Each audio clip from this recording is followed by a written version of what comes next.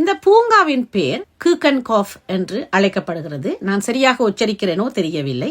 Holland நாட்டில் இருக்குது. இது 32 ஹெக்டார் பரப்ப கொண்டிருக்குது இந்த பூங்கா. அதாவது உலகத்திலேயே மிக பெரிய பூங்காக்களில் ஒரு பூங்காவாக இது விளங்குது. உலகத்திலே இதுதான் மிகப்பெரிய பூந்தோட்டம் என்று அழைக்கும்படி இருக்குது இந்த பூங்கா. 2023ஆம் ஆண்டு மட்டுமே 1.4 மில்லியன் பார்வையாளர்கள் இந்த பூங்காவை வந்து கண்டுகளித்து சென்றிருக்கிறார்கள். இந்த காணொளியை பார்த்து கொண்டிருக்க உங்களுக்கு ஆசை வரும், நாங்களும் சென்று விட்டு வரலாமா என்று. செல்லாதீர்கள். மே மாதம் இதை சென்று பார்ப்பதற்கு உகந்த மாதம் அல்ல. மார்ச் ஏப்ரல் 2 மாதங்கள் தான் இந்த பூங்காவை சென்று பார்ப்பதற்கு உகந்த மாதங்கள். அதுவும் ஏப்ரல் மாதம் சரியான மாதமாக இருக்கிறது. மே ஆரம்ப கிழமையில் சென்று கூட அங்கு நிறைய தோட்டங்கள் அறுவடை செய்யப்பட்டு இருந்தது.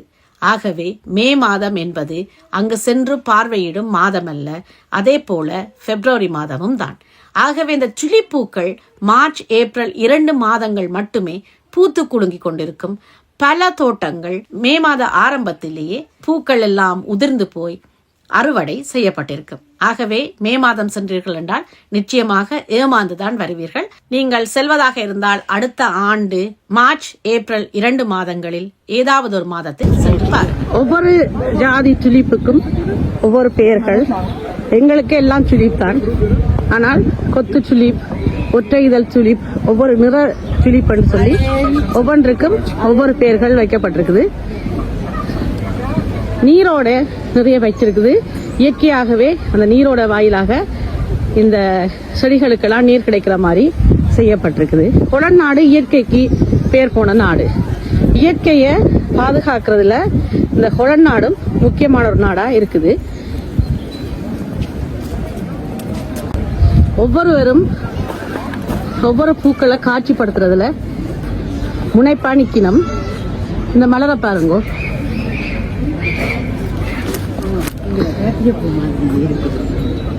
நல்ல அழகா இருக்கு. பூக்களை தேனீக்கெல்லாம் மொய்க்கிறேன்னு நான் கேள்விப்பட்டிருக்கேன். ஆனால் இது அடுக்கு சுழி.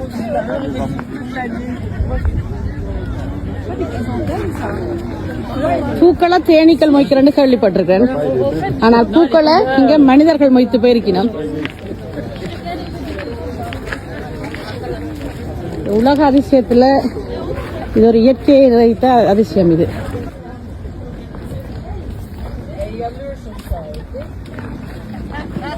தாமரை பூ வடிவத்துல சுழிப்பூ.